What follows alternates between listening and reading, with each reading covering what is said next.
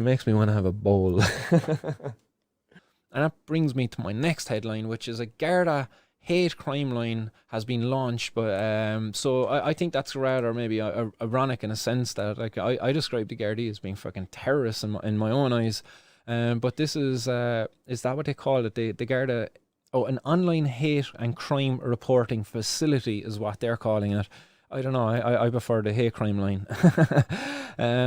But this was I came across this over on Facebook there earlier today, and I was very tempted to actually ring them when I seen it pop up on my page, because I was kind of like, I feel like that what I experienced at the hands of the judges was rather hateful, you know, speaking to me in rather derogatory terms as a drug user, as a cannabis consumer.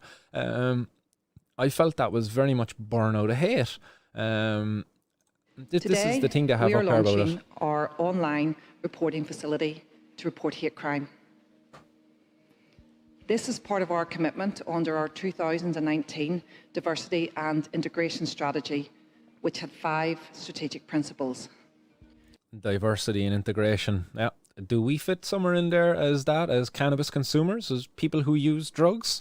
You know, alcohol consumers certainly have the respect of the Gardaí, but will we cannabis consumers and other drug users be afforded the same respect? And you know, I think that should be included in there, but obviously it's not. Number 1 was protecting our communities. 2 is our data. 3, our people. 4, working in partnership. And 5, communication. Today, it means protecting the safety, the well-being and the rights of all. What about my rights? When you stop and search me at the side of the road, like I've waived my rights because I look suspicious to your members of Gardaí. In fairness, like, you know, again, like I do not feel included here. Like this is rather hateful towards me, and you know, I don't feel accepted in our community currently. But particularly minority and marginalised communities and vulnerable individuals. Like the vulnerable individuals you target under Operation Tara, is it? You know, any care, compassion for those people? Do you know, the young teenager who's growing up in an area where the first job that's going to be afforded to him is going to be a job with a drug dealer, you know? And that's why we are launching online reporting of hate crime. The Garda National Diversity and Integration Unit, in conjunction with its Garda partners, designed and developed a new non-emergency online hate crime reporting mechanism, which will be accessed through garda.ie. Hate crime can be reported to An Garda Síochána in a safe and secure way and will allow for an appropriate response and support to be provided. Today. So if I ring them and put in a complaint against Sean O'Donovan, if he speaks in a derogatory way to me, will they actually entertain it? I would think not. But like, we won't waste any more time on this video. We go over to kind of like what it says here over in their website. What is a hate crime? And it's any criminal offence which is perceived by the victim. So, like, I think this is very important, this first part of it. Like, you know, whatever about the rest of it, any criminal offence which is perceived by the victim or any other person in whole or part to be motivated by hostility, you know, hate towards drug users, you know, or prejudice based on actual or perceived age, disability, race, colour, nationality, ethnicity, religion, sexual orientation, or gender. So again, you know, like your use of drugs isn't included under this inclusion. But certainly, like, you know, what if I take up fucking religion or Rastafarian? Like, what if I want to be Rasta in the morning and, you know, I want to consume cannabis as part of my religious practices? You know, I'd like to give it a try, maybe. Am I going to be afforded the opportunity to participate in that religion? What if I wanted to join the religion of Santo Daime, the Santo Daime religion, the guys who consume DMT as part of their religious ceremonies? Will I be afforded the same acceptance here? You know, if I'm brought up before Judge Sean O'Donovan with my little bit of DMT and he says, oh yeah, I'm going to lock you up for 10 years because I hate drug users, like, will I be able to fucking put in a complaint against him? No, because he's just doing his job, isn't he? It's his job to fucking enforce these hate, this oppression upon our community, you know?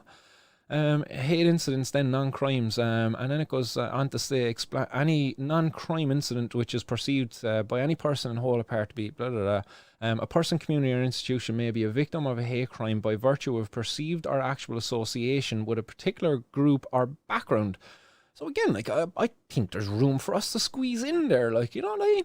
I would love to see some people be putting in some complaints as to the hate that they've experienced at the hands of the guards. Motivation then as well, like, is presumed by a demonstration or expression of hostility or prejudice. Again, like, you don't have to look too far to find some hate or hostility there from some of these judges in their court cases, the transcripts that come afterwards, you know. And religion includes non-believers. So as a non-believer of God, you know, I'm a non-believer, let's say, like, but I do believe in cannabis, you know, and I believe that's my religion. Yeah, cannabis is my God, and I pray to it every day. Respect my religion and respect my authority. You know, so I just wonder really what the story is here. I think it's just a joke, like. All PR really, like, to be seen as doing something good, but in reality, like, they're not. And they're really not. Like, you look at the war on drugs, has it worked? No, it's not. Look at these headlines that I've lined up here for this. Like, so this prohibition of cannabis, this prohibition of drugs, which enables this fucking hate upon our community of people who use drugs. You know what I mean? Hate. That's rather fucking hurtful. We don't like it. The prohibition of drugs, it's failed, and these are headlines which proves it. This proves prohibition of drugs has failed. The number of women seeking treatment for crack cocaine is up over 80% since 2018.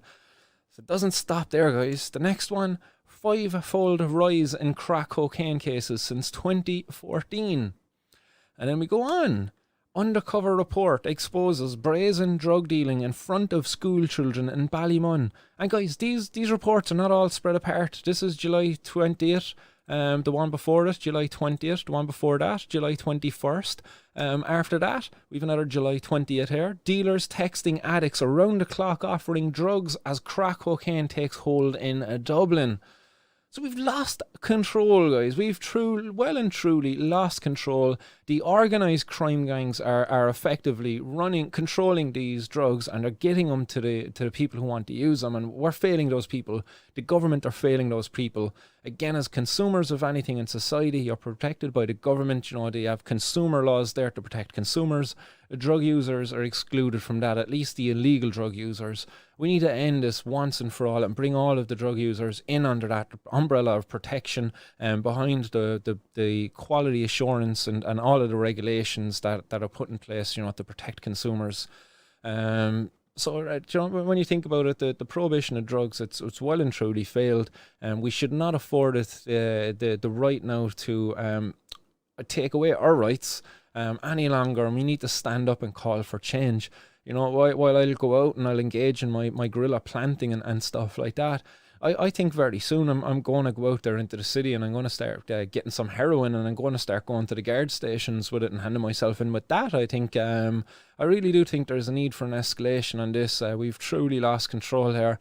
I've got 2 daughters, a third child on the way. I do not want them to be walking around the streets where these organised crime gangs are so fucking powerful, where there's crack cocaine being sold by 12 and 13-year-olds around on Instagram and Snapchat and all of these things, like. And the air, like, the kids out there are selling everything and anything now, because for them, a lot of them, there's no more jobs there. As I said many times here on this show before, there's no jobs as there was before for young people. You can't go down to the petrol station anymore and work as a young fella pumping the petrol into people's cars.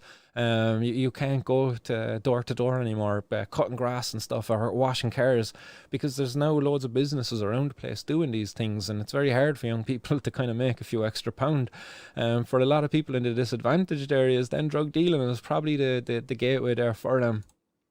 It makes me want to have a bowl.